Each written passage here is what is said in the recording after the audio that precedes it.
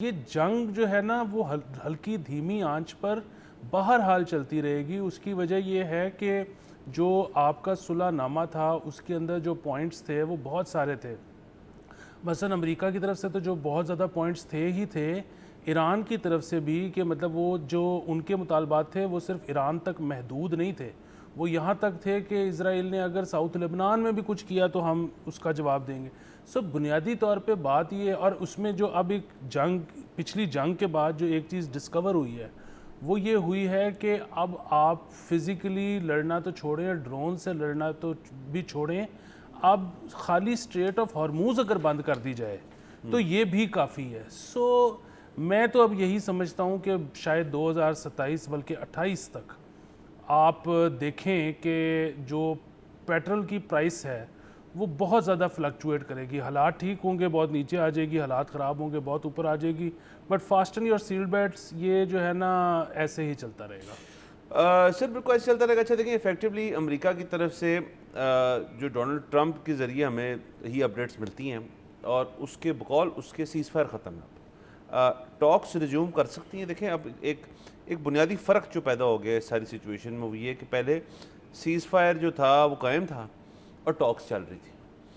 اب امریکہ کا موقف یہ ہے کہ جی سیز فائر ختم ہو گیا لیکن ٹاکس پھر بھی ہم کر سکتے ہیں. اس میں بھی ایک بہت باریکی ہے اور وہ یہ ہے کہ انہوں نے یہ بیان کرتے ہوئے, وہ اگر آپ دیکھیں ان کا انٹرویو تو اس میں بیچ میں انہوں نے کہا کہ ہمارے جو اس وقت بیچ میں لوگ ہیں جو صلح کروانا چاہتے ہیں وہ اچھے لوگ ہیں, تو اگر وہ کوشش کرتے رہیں تو مجھے کوئی اعتراض نہیں ہے. اب یہاں یہ سنتے ہوئے میرا خیال یہ تھا کہ اب نام آئے گا پاکستان کا, اب نام آئے گا قطر کا, اب نام آئے گا سعودی عربیہ کا.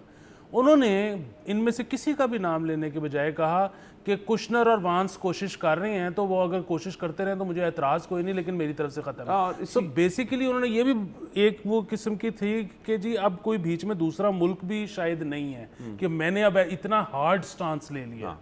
اب ہارڈ سٹانس جو لیا ہے وہ ظاہر ہے جو ویسلز پہ اٹیک اور باقی چیزیں جو ساری کچھ ہوئی اس کے بعد جوابی کارروائیاں چل رہی ہیں, سب کچھ ہو رہا ہے. لیکن کشنر اور وینس بڑی انٹرسٹنگ اس کے اندر ایک ڈائنامک ہے, کیونکہ یہ مزاحیہ طور پہ شاید لگا اور لوگوں کو انہوں نے کہا ہے کہ انہوں نے کہا یار اگر سیز فائر برقرار رہا اور معاہدہ سائن ہو گیا اور باقاعدہ جو ہے یورینیم کا بھی مسئلہ حل ہو گیا اور پیس آ گئی تو اس کا سارا کریڈٹ میں لوں گا, لیکن اگر سب کچھ فیل ہو گیا تو جے ڈی کر رہا ہے, جے ڈی وینس سب کچھ کر رہا ہے. حالانکہ وہ ماحول مزاحیہ تھا لیکن اس کی سنجیدگی جو ہے وہ تھوڑی سی آج آپ کے جو آپ نے بات بتائی ہے اس کے اندر سے واضح ہوتی ہے.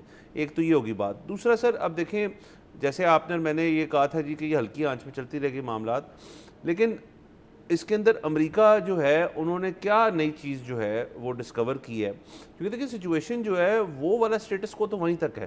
ایران کے پاس ڈھیر سارے میزائل وغیرہ وغیرہ چیزیں ہیں, شاید انہوں نے اور بنا لی ہیں.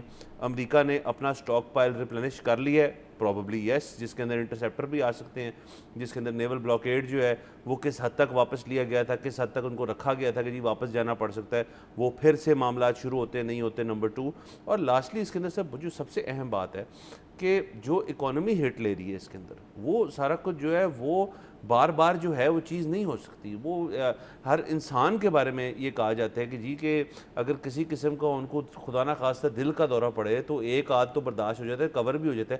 اگر مستقل پڑتا جائے نا تو پھر کیٹاسٹرافک اس کے نا بڑے اثرات ہوتے ہیں. تو اکانومی کا بھی یہی ہے کہ جی اتنا اپ ڈاؤن فلکچویشن جو ہے جس کے اوپر شاید لوگ بہت فلرش کر رہے ہوں, کچھ لوگ, اسپیکولیشن کر رہے ہوں اس کے اندر, کچھ لوگ اس کے بہت سارا پیسہ کما رہے ہوں, لیکن اوورآل گلوبلی یہ ایک ڈیٹرمنٹل چیز ہے. اب دیکھیں یہ 310 روپے ہو گیا ہے پیٹرول. اس میں ساری آگے ایک بات کاٹ دوں کہ یہ بھی رومر ہے واللہ عالم کے جو آپ باقی چیزیں کہہ رہے ہیں ریپلینش کرنے کی, تو یو ایس نے شاید اپنا آئل بھی ریپلینش کیا شاید بالکل. اور کچھ تھیریز یہ بھی کہتی ہیں کہ شاید یہ جو سوئٹزرلینڈ کے اندر جو معاملات تھے وہ شاید اسی چیز کو تھے کہ جی اگر معاملات چلے ٹھنڈی ہوئے اور پرائسز نیچے آئیں تو ہم اپنا سٹاک پائل پورا کر لیں. نمبر 1 بس سر اب دیکھیں ہم تو اگین ذرا لوکلائز ہو جاتے ہیں. 310.71 پیسے جو ہے وہ چلی گئی بات.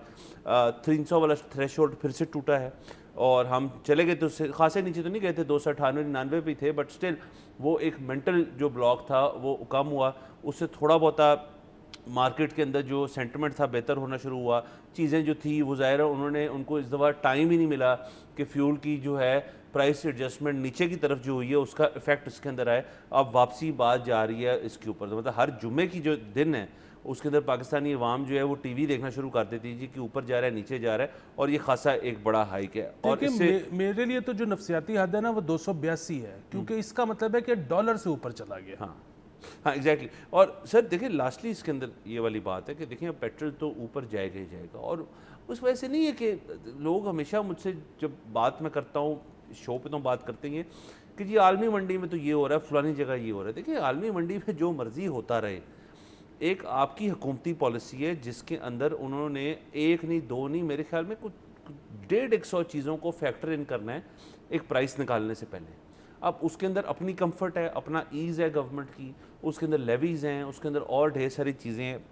اور صرف جو ہماری آٹو موبائل انڈسٹری ہے صرف وہ تو نہیں یوز کرتی نا جو ہمارا آئل آتا ہے اور پیٹرولیم ہوتا ہے, اس کی اور بہت اپلیکیشنز ہیں جو کہ سب کچھ کنسیڈر کرنا پڑتا ہے. جو گورنمنٹ جب یہ ڈیسیجن لیتی ہے تو اس کے اندر کچھ نا اپنا روم رکھتی ہے.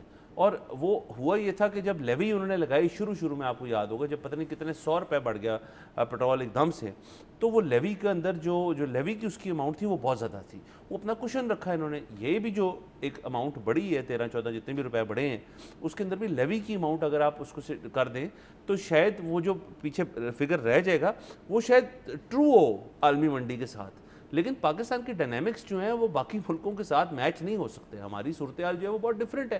تو اسی طرح سے آپ نے اس چیز کو مینیج کرنا ہے, اور ظاہر ہے اس کے اثرات جو ہیں ہر چیز پہ آئیں گے. دیکھیں بات یہ ہے کہ عوام یہ کہتے ہیں کہ جی جنگی حالات اگر ہو گئے ہیں پوری دنیا کی, اگر اکانومی پر اس کا اثر پڑ رہا ہے تو ایسے جنگی حالات کے درمیان آپ لیوی ہٹا لیں. اچھا اب جو سمجھنے والی بات ہے نا وہ یہ ہے کہ جنگی حالات میں لیوی ہٹانا تو ایک طرف, سرکار شاید لیوی بڑھا دے. اس کی وجہ یہ ہے کہ یا تو آپ کے پاس کشن ہوتا, آپ کے 600 بلین ڈالر کے جو ہے وہ اکنامک ریزروز ہوتے ہیں فورن کرنسی میں, تو پھر آپ کہتے ہیں کہ جی آپ لیوی ہٹا لیں. ادھر آپ کے پاس کشن ہی نہیں ہے, آپ کے پاس ریزرو ہی کوئی نہیں ہے. مطلب مشکل سے کیا 19-20-22 بلین ڈالر ہوں گے, ان میں سے بھی کتنے تو ہیں جن کو آپ ہاتھ ہی نہیں لگا سکتے.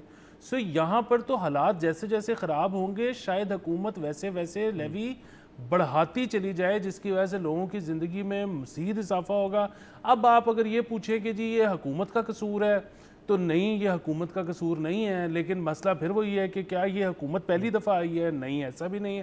سو اگر آپ راٹ ڈھونڈنے نکلیں گے نا تو آپ کو بہت سال پیچھے جانا پڑے گا, اور اس تاریخ کے بعد سے جتنی پارٹیاں جتنے حکمران آئے ہیں سب کے سب اس کے ذمہ دار ہیں.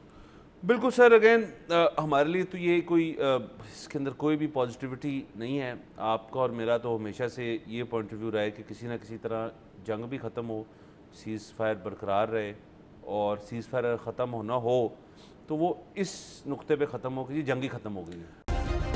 سبسکرائب کریں اور بیل دبائیں تاکہ کوئی خبر رہ نہ جائے.